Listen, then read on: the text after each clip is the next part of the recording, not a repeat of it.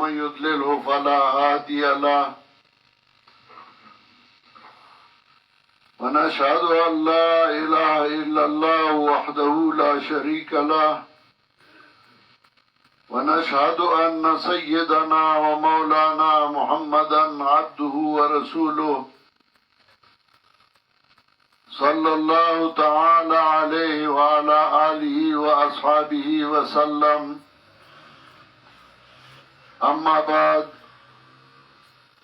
أعوذ بالله من الشيطان الرجيم. بسم الله الرحمن الرحيم. أولئك الذين هداهم الله فبهداه مقتدي.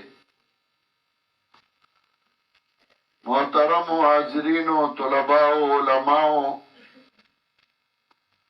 الحمدللہ ثم الحمدللہ. زمنگا چکم سبکونا روانو دکال دا اولنا نوغیت اختتام تورسیدل. دو استازانو محنت، دو استازانو کڑاو او استاسو پمینه باندې سبکونه اوریدل. الله دې د هر څه په خپل دربار عالیه کې منظور کی او الله دې ټول اجر عظیم ورکړي. دا مرکز د توحید او د سنت د اشاعت مرکز دی، د قرآن او د احادیث او د خدمت مرکز دی. استازانو خپل محنت کوي، تاسو محنت کوي. طلباء هم ډېر په مینا په محبت باندې خپل سبقونه هغه وایي. زوم کله د جماعت په خدمت کې منډي، کله د مارګرو په خدمت کې منډي، او کله یو پروګرامي او کله بل پروګرامي. ورسره دوري چې ځان مدرس یو کمزوري یو ادنا مدرس صاحبوما او لږ سبق یا ډیر سبق وزان د دې سره تړلې ساتم او دې نه ځان نه جدا کوم او الله دې موږ د دې نه جدا کوي. کله کله یو داسې شی چې هغه یو کس سره او بل سره نه، نو هغه دا غواړي چې ما څخه کوم قیمتي شی دی چې هغه زه بل له هم ورکړم. دا په هر فن کې جدا جدایي، څوک په یو فن کې خصوصیت لري، څوک په بل کې خصوصیت لري، څوک په بل کې خصوصیت لري. الحمدللہ ثم الحمدللہ. منگا شکریتان وایو چې موږ له الله خصوصیت د قرآن په تفسیر کې عمره کړی دی او خصوصیت په احادیثو کې عمره کړی دی. د قرآن تفسیر او ټولې دنیا ته معلومه ده او ټول دا مني چې پنځپیر کې قرآن ویلی نو په قرآن ډېر ښه پوهېږي، او ټوله دنیا دا مني چې پنځپیر کې احادیث وایي او د پنځپیر سند ورسره وي، نو دا په ټولو سندونو کې عالی سند دی، اوچت سند دی. او د دې لپاره به علماو ډېر لوی لوی سفرونه کول چې زما سند عالی شي. سند عالی دی ته وایي چې هغې کې منځ کې واسطې کمی. زمونږ واسطې سورو سندونه چې تراجمه کې نو هغه شاه ولی الله رحمت الله علیه ته رسي او بیا د هغې نه مخکې ځي. زمونږ واسطې د سند هغه کمی دي او زمونږ سند عالی دی. سوره چې کمی شي نو دوره سند عالی شي. لکه یو سند زما چې ما د شیخ القرآن والدی محترم حضرت شیخ القرآن مولانا محمد طاهر نور الله مرقدهونه احادیث اوریدلی دي او داغه نه مې ویلي دي. هغه د مولانا حسین احمد مدنی رحمت الله علیه او مولانا حسین احمد مدنی د شیخ خلیل احمد سهارنپوری نه، هغه د شیخ عبدالقیوم دانوی نه، او هغه د شاه عبدالعزیز دهلوی نه، او هغه د شاه ولی الله رحمت الله علیه نه. دا پنځه واسطې دي. د دې وجې زما سند هغه ډېر عالي دی او ډېر اوچت دی. داسې یو سند زما دی چې ما د شیخ القرآن مولانا محمد طاهر نور الله مرقده چې زما والد محترم و د هغه نه ویلي دي. بیا هغه د مولانا حسین احمد مدني رحمت الله علیه نه، هغه د علامه محمد مظهر نانوتوی نه، هغه د امام شاه اسحاق دهلوی نه، هغه د شاه عبدالعزیز دهلوی نه، او هغه د شاه ولی الله رحمت الله علیه نه. داسې نور سندونه دي چې پای کې زما سند ډېر عالي دی او ډېر اوچت دی. نو پنځپیر کې چې څوک حدیث وایي نو د هغه سند عالي شي. بیا پنځپیر سره نسبت هغه ځان له یو لوی مقام لري، یو لوی حیثیت لري. څنګه پخوا دیوبند هغه یو مقام لره، یو حیثیت لره، نو پنځپیر هم دغسې یو مقام او یو حیثیت لري. په آینده ادوارو کې، په آینده حالاتو کې دا یو ځان له یو مقام او یو حیثیت دی چې احیا د الله د دین په دې دور کې د پنځپیر نه شوې ده. چا توحید نه پیژندل، چا سنت نه پیژندل، او د پنځپیر نه د هغې احیا شوې ده. الحمدلله علی ذلک. حدیث نورو ځایونو کې هم خلک وایي، طالبان یې وایي، مولیان یې په زوره ایثار کي چې وړه دوره د ما سره وکړه نو لویه به هم دلته کې او بل ځای به یې نه کې. خو سند عالي نه، سند عالي هغه پنځپیر کې دی. الحمدلله علی ذلک. درېیمه یو خبره چې هغه خصوصیت دی نو هغه دا دی چې نور خلک هغه مسلسلات پیش کوي، خو یو حدیث هغه حدیث مسلسل هغه ته رارسېدلی. الحمدلله ثم الحمدلله. ما ته چې کوم مسلسلات د حضرت شیخ القرآن نور الله مرقده په واسطه راغلي دي نو هغه 21 دي. 21 مسلسلات، او صرف د احادیثو مسلسلات نه، په مختلفو فنونو کې او مختلفو کتابونو کې تر مصنفینو پورې مسلسلات لکه بخاری، مسلم، ترمذی، ابو داود، نسائی، سنن ابن ماجه، مسند احمد، موطا د امام مالک، مسند امام شافعی، جامع المسانی د امام ابو حنیفه، جمع الفوائد دغه څه په فقه اکبر، جواهر التوحید، نور دغه څه کتابونو کې هم په تفسیر کې هم لکه التغبیر فی علوم التفسیر، الاتقان فی علوم القرآن، دارنګه التسهیل، دارنګه تفسیر د امام بغوی، تفسیر د رازی، تفسیر بیضاوی، اصول فقه کې هم لکه مختصر د ابن حاجب، التحریر والتخبیر، دارنګه جمع الجوامع فقه مالکیه کې مختصر خلیل ابن احمد اسحاق، فقه حنفیہ کے مختصر القدوری، تنویر الابصار، فقه شافعیہ کی کتب د امام نووی، فقه حنبلی کی المغنی، دارنگ نور کتابونا په علم بلاغت کې لکه تلخیص، ایضاح، مؤلفات د سیوطی وغیرہ وغیرہ. دا ټول ماته مسلسلات راغلي دي. مسلسلات څه ته وایي؟ حدیث مسلسل هغې ته وایي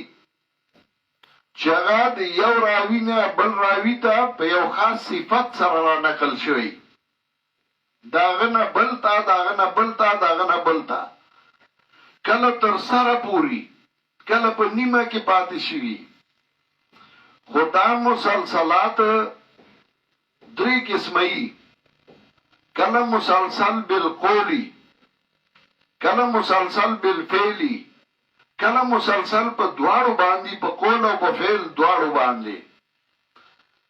یعنی یو صفت سره غره نقل شوی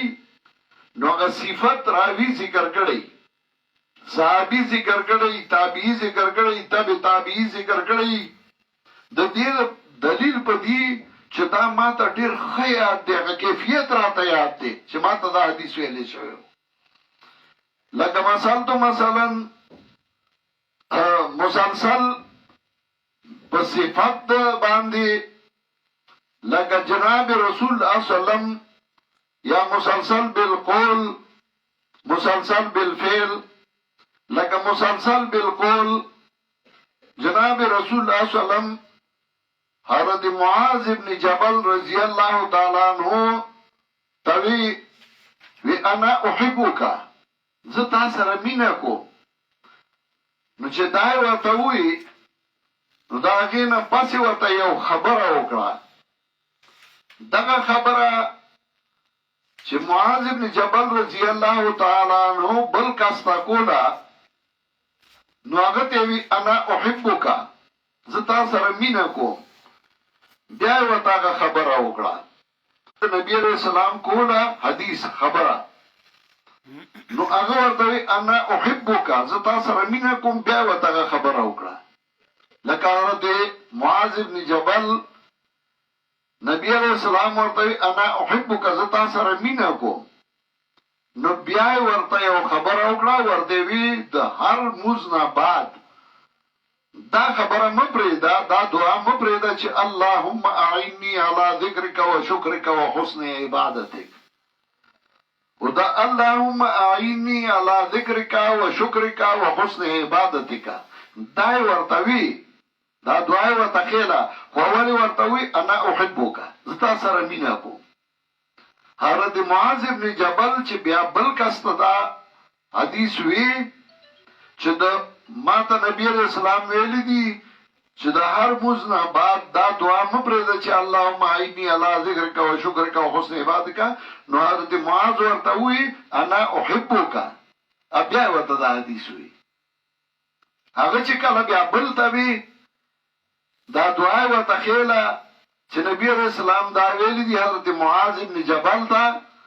نو هغه ورته اول وی انا احبک زتا سره مینا کوم بیا ورته دا وی نو دغه چې دا راتلل تر دې رالل چې شیخ القرآن الله دې په رحمتونو ولیږي هغه ته شیخ عمر ابن حمدان وی انا احبک زتا سره مینا کوم نو بیا ورته دا حدیث وی نو دا انا احبک په دې باندې مسلسل بالقول شو دغه سي ابو هريره رضی الله تعالی عنہ نبی علیہ السلام ورته یو حدیث وی چې نبی علیہ السلام ورته حدیث وی نو اول د مټ نه ونیو نو بیا ورته حدیث الفاظ وی نو هغه چې کله بل توی نو هغه د مټ نه ونیو نو بیا ورته دا اخذ بیدی داسته د لاس نه ونیو نو بیا ورته حدیث وی نو هغه بل د لاس نه ونیو نو ته حدیث وی نو بل د لاس نه ونیو ته حدیث وی دا مسلسل بالفعل دی یا لکه ګیره نبی اسلام ولا ونیو ولا صحابی لا خبره وته وکړه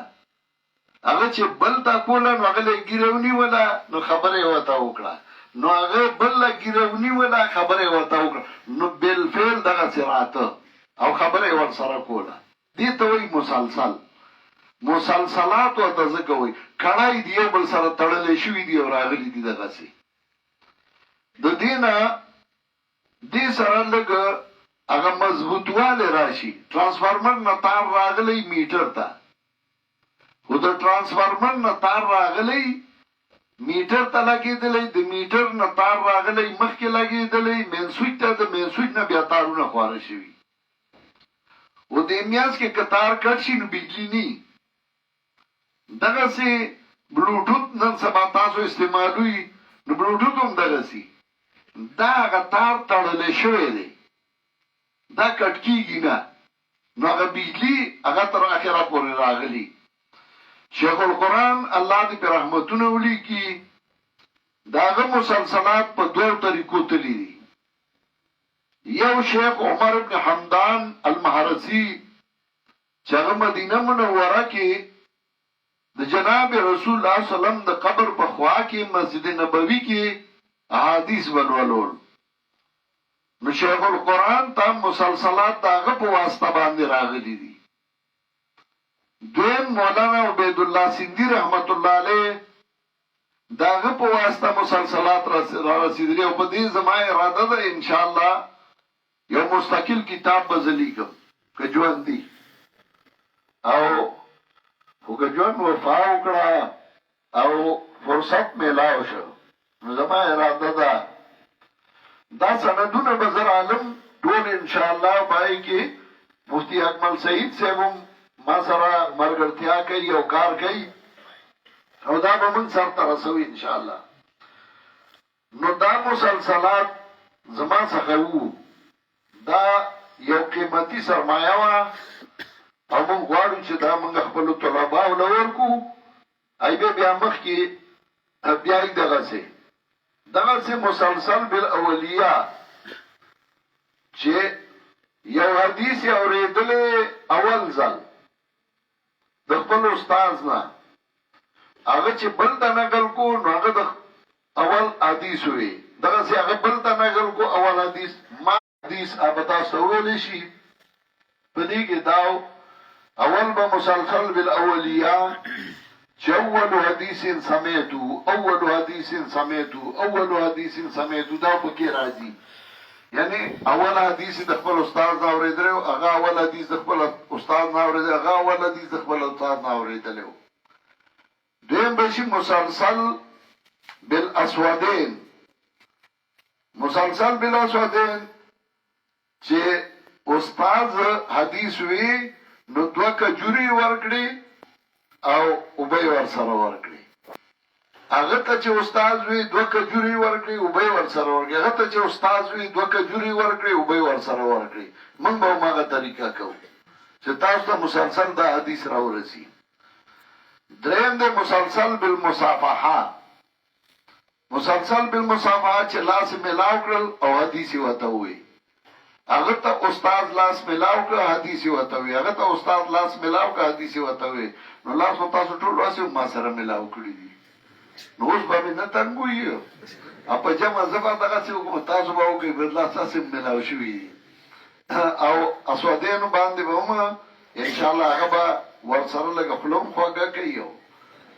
اوس به اول سند وایي کوم یو تند اول وایي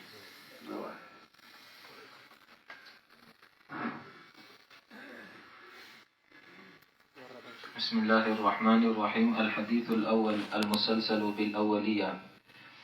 يقول العبد الفقير الراجي إلى عفو ربه القدير محمد طيب الطاهري الفنفيري قال حدثني وأجازني شيخي وأبي شيخ العرب والعجم مولانا محمد طاهر الفنفيري قال حدثني به محدث الحرمين الشريفين الشيخ العلامة عمر بن حمدان المحرسي وهو أول حديث سمعته منه في المدينة النبوية. قال حدثني به الإمام الحافظ السيد عبد الحي بن عبد الكبير الكناني الفاسي وهو أول حديث أروى به عنه عن أبي اليسر فالح بن محمد الظاهري المدني وهو أول حديث سمعته منه عن السيد محمد بن علي السنوسي الخطابي الشرفي وهو أول حديث سمعته منه عن أبي حفص عمر بن عبد الكريم العطار وهو أول حديث سمعته منه عن الإمام محمد بن الطيب المغربي ثم المدني وهو أول حديث سمعته منه عن الإمام أبي العباس أحمد بن محمد بن ناصر الدرعي والإمام أبي الأسرار حسن بن علي بن يحيى العجيمي المكي وهو أول حديث سمعته منه. قال حدثنا به الإمام زين العابدين الطبري وهو أول حديث سمعناه منه بالمقام من المسجد الحرام. قال حدثنا به والدنا الإمام محي الدين عبد القادر بن محمد وهو أول حديث سمعته منه. قال أخبرني جدي يحيى بن مكرم وهو أول حديث سمعته منه. قال أخبرني به جدي محمد المحب الطبري الأوسط وهو أول حديث سمعته منه. قال أخبرني به الإمام محمد المحب الطبري الأخير وهو أول حديث سمعته منه. قال أخبرني به عبد الله بن أسعد اليافعي وهو أول حديث سمعته منه. قال أخبرني به إمام إبراهيم الرضي الطبري وهو أول حديث سمعته منه. قال أخبرني به الحافظ الكبير أحمد الطبري الأكبر وهو أول حديث سمعته منه عن عمه الإمام أبي الحسن علي بن أبي بكر الطبري وهو أول حديث سمعته منه. عن الشيخ محمد بن إسماعيل بن أبي الصيف اليمني وهو أول حديث سمعته منه. عن الشيخ أبي الحسن المقدسي وهو أول حديث سمعته منه. عن الفقيه أبي عبد الله الديباجي وهو أول حديث سمعته منه. عن أبي بكر بن شبل وهو أول حديث سمعته منه. عن عمر بن الدهستاني وهو أول حديث سمعته منه. قال أخبرني محمد بن محمد الريونجي وهو أول حديث سمعته منه. قال أخبرني حمزة بن عبد العزيز المهلبي وهو أول حديث سمعته منه. قال أخبرني أبو حامد أحمد بن محمد بن يحيى بن بلال البزاز وبه إلى أبي حفص عمر بن عبد الكريم العطار عن السيد أبي الحسن علي الونائي وهو أول حديث سمعته منه. عن البرهان إبراهيم النمرسي وهو أول حديث سمعته منه. عن عيد بن علي النمرسي وهو أول حديث سمعته منه. عن عبد الله بن سالم البصري وهو أول حديث سمعته منه. عن الشمس محمد بن علاء الدين البابلي وهو أول حديث سمعته منه.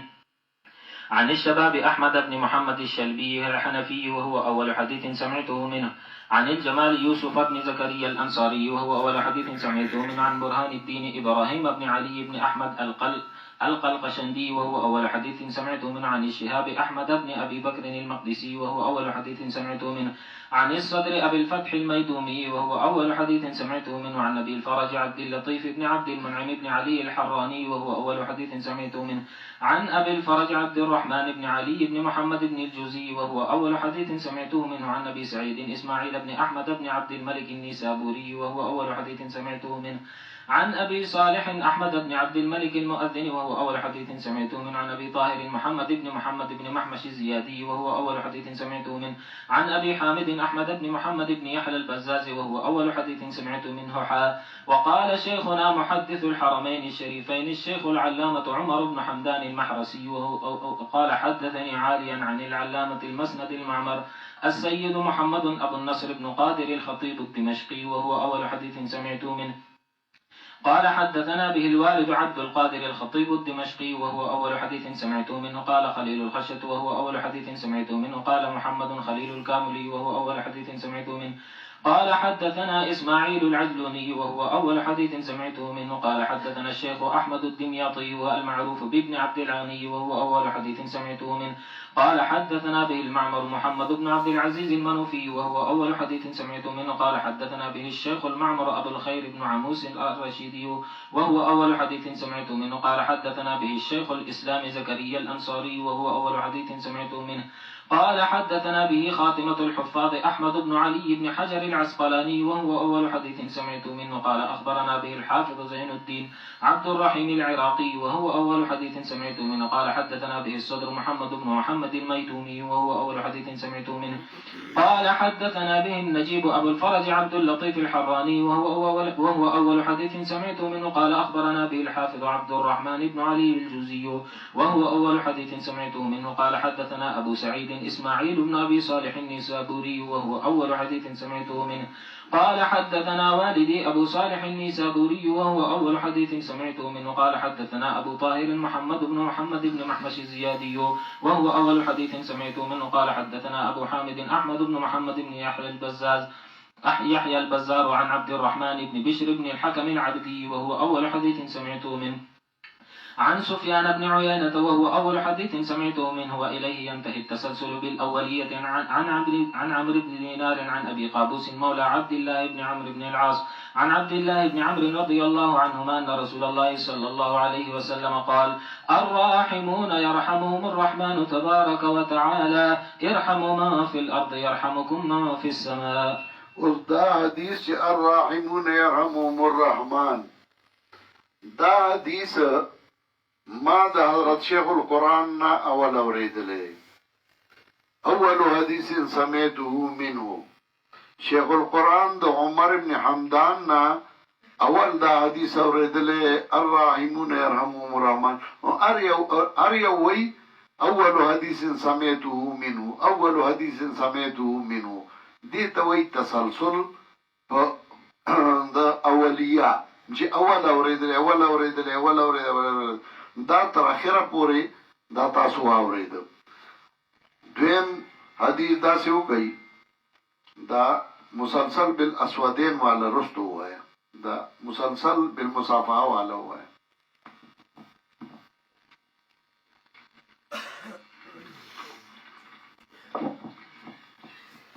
ودا ګوره دې کې به وایي چې مصافحه وکړه او ماته د حدیث مصافحه وکړه صافحانی اره وبوي بسم الله الرحمن الرحيم. المسلسل بالمصافحة يقول عبد الفقير الراجع إلى عفو ربه القدير محمد الطيب الطاهر الفنجري قال حدثني وأجازني شيخ وأبي شيخ العرب والعجم مولانا محمد طاهر الفنجري قال حدثني وسافعني محدث الحرمين الشريفين شيخي الشيخ العلامة عمر بن حمدان المحرسية وقال سافحني الإمام السيد علي بن الظاهر الوتري المدني وهو سافح عبد الغني بن أبي سعيد الدهلوي وهو سافح الشيخ محمد عابد السندية وهو سافح صالح بن الفلاني العمرية وهو سافح الشيخ محمد بن سنة الفلاني وهو سافح المولى الشريفة محمد بن عبد الله الواولاتية وهو سافح الإمام الرحلة أبا سالم العاشية وهو سافح الشهاب الخفاجي وهو سافح إبراهيم العقمية وهو سافح أخاه الشمس العقمية والسيد يوسف الأرميونية وهما سافح الجلال السيوطي وهو كمال الدين وهو ابن الجرزي وهو يوسف السرمري وهو محمد بن العلي البغدادية وهو عبد الصمد بن أبي الجيش وهو أبا محمد يوسف بن عبد الرحمن وهو أباه عبد الرحمن بن الجوزية وهو الحافظ محمد بن ناصر وهو أبا الغنائم الفهراسية وهو محمد بن العلي العلوية وهو أبا الفضل محمد بن جعفر الخزاعية وهو أبا العباس أحمد بن سعيد المطوعية وهو أبا غانم محمد بن زكريا وهو محمد بن كامل وهو أبان العطارة وهو ثابت البناني وهو أنس بن مالك قال سافحت رسول الله صلى الله عليه وسلم فلم أر خزا ولا قرا كان ألين من كف رسول الله صلى الله عليه وسلم وفي رواية خزا ولا حريرا حاو به قال إلى ابن الجوزي رحمه ورګوره دلته حضرت انس ابن مالک رضی الله تعالی عنہ وایي ما نبی علیہ السلام سره مصافحه وکړه او ما داسې بخمل او ریخم نرم نوري دي یعنی د مینې لاس نرمي ما داسې د مینې لاس نوري دي چې هغه بخمل او ریخم مې نوري دي چې هغه ډېر پاستو د لاسو رسول الله صلی الله علیه وسلم مطلب دا نه چې نبی علیہ السلام لاس پاستل نبی علیہ السلام د کار سړیو کلک سړیو دا پاسته مطلب دا د مینې لاس لري داسې پوسکاري نو د نبی علیہ السلام لاس بشانته ما بخمل او ریخم نو لیدلی ما سره نبی علیہ السلام لاس ملاو کړ حضرت انس بل سره لاس ملاو بل سره د حدیث وتوی دغه څه مخې حاو به ابن الجوزي رحمه الله تعالى وهو سافح أبا هريرة بن الذهبي وأبا العباس البارية وهو الزياء أبا عبد الله بن عبد الواحد بن عبد الرحمن المقدسي السعدية وهو أبا الفرج السقفي وهو جده إسماعيل وهو أبا محمد بن الحسن بن أحمد السمرقندية وهو جعفر بن محمد بن المغيرة المستغفرية وهو أبا العباس إبراهيم بن محمد بن موسى السرفسية وهو أبا القاسم عبد الله بن حميد بن عبدان بن رشيد الطائي المنجبية وهو عمرو بن سعيد بن سنان وهو أحمد بن دهقان وهو خلف بن تميم قال دخلنا على أبي هرمز نعوده فقال دخلنا على أنس بن مالك له نعوده فقال صافحت بكف هذا كف رسول الله صلى الله عليه وسلم فما مسست حظا ولا حريرا ألين من كف رسول الله صلى الله عليه وسلم فقال أبو هرمز فقلنا لأنس له صافحنا بالكف الذي صافحت بها رسول الله صلى الله عليه وسلم فصافحنا وقال السلام عليكم قال خلف بن تميم فقلنا لأبي هرمز صافحنا بالكف التي صافحت بها أنس فصافحنا السلام عليكم وهكذا قال كل من الرواة للشيخ صافحني بالكف الذي صافحت بها شيخك داريا فيصافحه شيخه ويقول عند المصافحة السلام عليكم.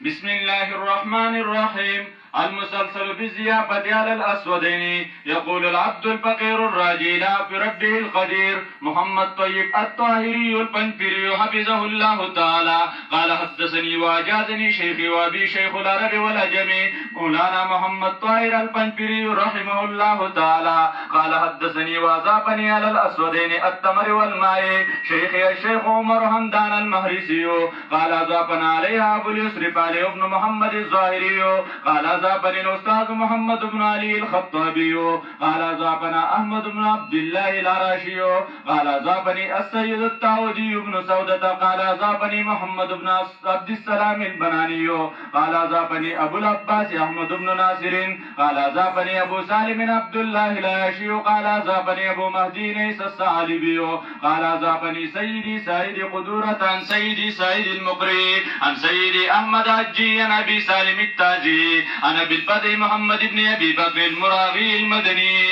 عن نفس الدين سليمان بن إبراهيم العلوي اليمني عن والدي عن تقي الدين عمر بن علي الشايشي عن القاضي فخر الدين الطبري عن فخر الدين محمد بن إبراهيم الفارسي عن الحافظ أبي العلاء الحسن بن علي الهمداني عن أبي بكر بن الفرج المعروف بابن أخت الطويل عن أبي جعفر محمد بن الحسين بن محمد الصوفي عن علي بن الحسن الواعج عن أبي شيبة أحمد بن إبراهيم الطاري المخزومي عن جعفر بن محمد بن عاصم الدمشقي عن محمد بن إيهاب عن عبد الله بن ميمون القداحي عن جعفر بن محمد بن سابق عن أبي محمد بن محمد الباقري عن أبي زين العابدين علي بن الحسين عن أبي الحسين الشهيد قال أذابني أبي الإمام علي بن أبي طالب له على الأسودين التمر والماء وهكذا السلسلة من أولي إلى آخره كل يقول أذابني فلان على الأسودين التمر والماء قال علي كرم الله وجهه أذابني رسول الله صلى الله عليه وسلم على الأسودين التمر والماء وقال من أذاب مؤمنا فكأنما أذاب آدم ومن أذاب مؤمنين فكأنما أذاب آدم وحواء ومن أذاب ثلاثة فكأنما أذاب جبريل وميكائيل وإسرافيل ومن أذاب أربعة فكأنما قرأ التوراة والإنجيل والزبور والفرقان ومن أذاب خمسة فكأنما صلى الصلوات الخمس في جماعة من أول يوم خلق الله الخلق إلى يوم القيامة ومن أذاب ستة فكأنما أتق 60 رقبة من ولد إسماعيل عليه السلام ومن أذاب سبعة أغلقت عنه 7 أبواب جهنم ومن أذاب ثمانية فتحت له 8 أبواب الجنة ومن أذاب 9 كتب الله حسنات بعدد من أصاب من أول يوم خلق الله الخلق إلى يوم القيامة ومن أذاب 10 كتب الله له أجر من صلى وصام وحج واتمر إلى يوم القيامة. ورته کې دا ضروري هم نه ده چې احادیث مسلسل ا د ټول صحیح هم پکې کېدای شي کمزوري هم پکې کېدای شي خو احادیث مسلسل په دې اعتبار چې هغه په یو صفت باندې مسلسل راغلي دي په قول باندې مسلسل راغلي دي په فعل باندې مسلسل راغلي په کیفیت باندې مسلسل راغلي دي او دا ضروری نه چې سوره په دې کې راغلي نو ګینه هغه دي صحیح پای کې کا ضعیف هم کې دي شي پای کې حسن هم کې دي شي پای کې صحیح هم کې دي شي زه تاسو ټول ته د دې مسلسلاتو اجازه درکوم او تاسو مخکې اجازه بیا خپل شاګردانو ته ورکول شي الله دې تاسو په علم کې عمر کې برکتونه واچي اوس ودا اسودین تقسیم کی تاسو باندې د کجوري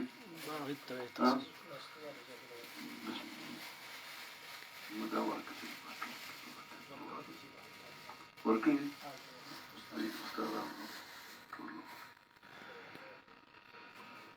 وعليكم وشكرا لك رسول